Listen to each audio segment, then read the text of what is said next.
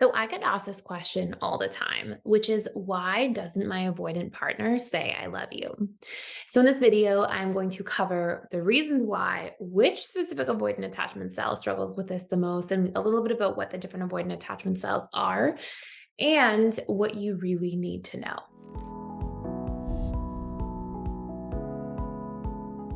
So, first and foremost, the avoidant not saying I love you tends to most often be the dismissive avoidant. Fearful avoidants may take a little bit longer to really express themselves emotionally, but they do have that anxious side and they are pretty good at opening up and really communicating their feelings and sort of putting everything out on the table. So it doesn't tend to be the fearful avoidant attachment style who does this.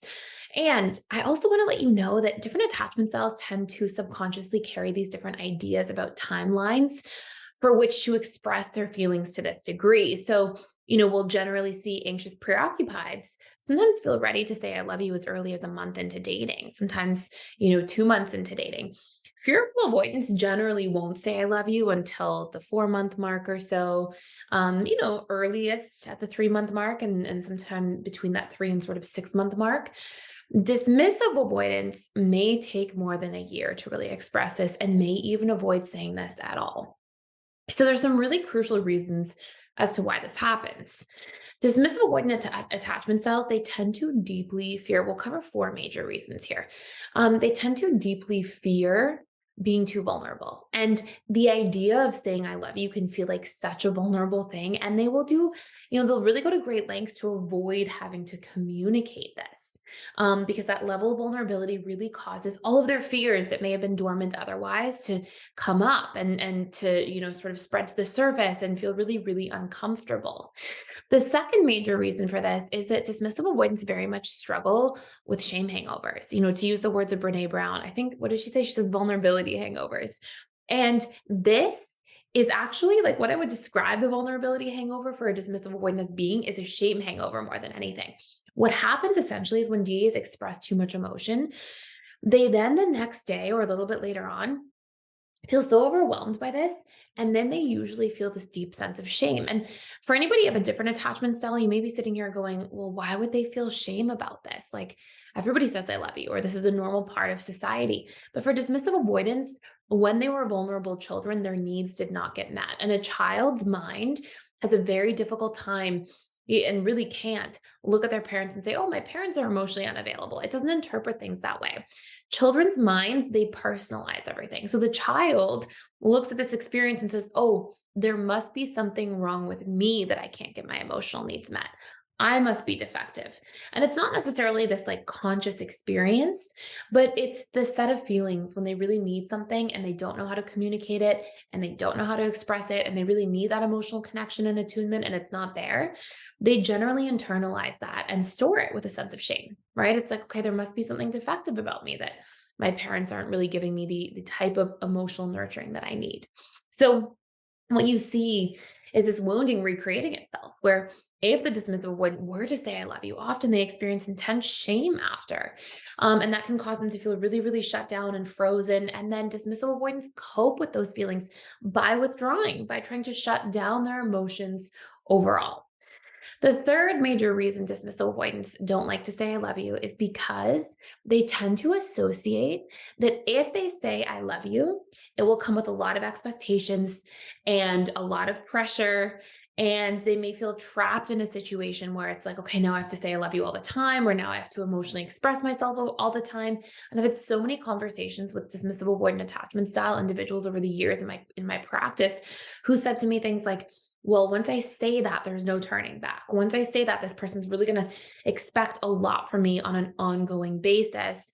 And, if I make a mistake, like it's going to be carried with so much more weight. And they tend to associate that level of emotional expression, or I guess depth of expression really, they tend to associate it as being something that creates, all of this pressure and all these expectations that they then have to live up to.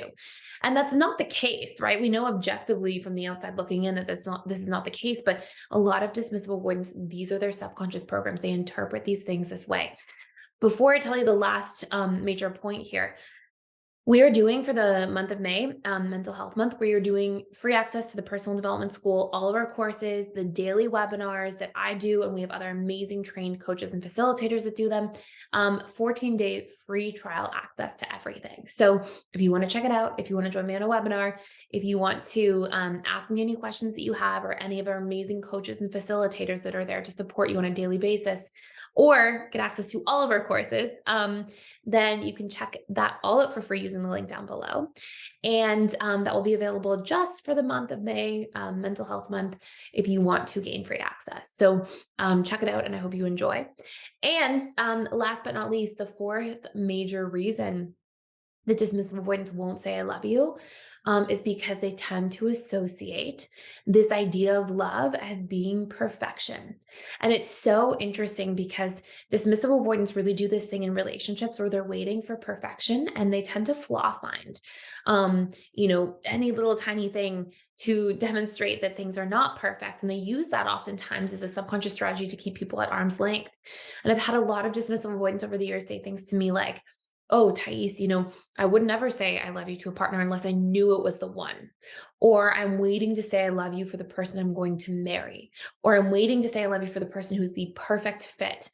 And what's often, really underneath that when I would dig into that with clients is that the idea of perfect is really this barrier that the dismissive avoidant uses. It's like this invisible sort of wall they use. It's like, okay, until something is perfect, until there's no issues in the relationship, everything is completely 10 out of 10 perfect all the time, I won't settle down.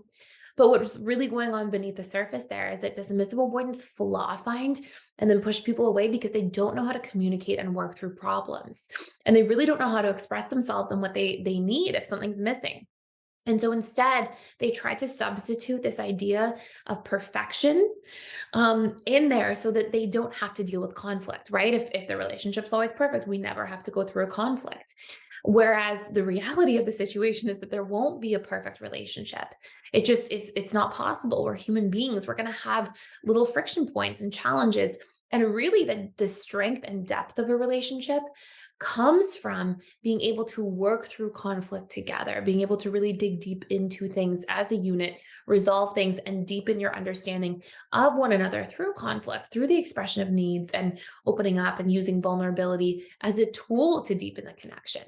But what often happens is dismissal avoidants don't have modeling for that. They don't understand that. And so they think things have to be perfect in order for things to be okay. And they hold out the word or the term, I love you, for that purpose or reason. So hopefully this shed some light on some of the different challenges you may experience with a dismissive avoidant, or if you are a dismissive avoidant, why some of these things may be taking place for you.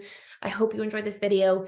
If you did, please consider subscribing to this channel. I put out literally daily content every single day, 7 days a week, all about attachment theory, really integrated attachment theory, which is the new attachment theory, the subconscious mind, how to really repair relationships through communication, boundaries, understanding your needs, and really just healing as a whole, especially in the way that applies to the subconscious mind overall. So thank you for watching. Hope you enjoyed, and look forward to seeing you in tomorrow's video.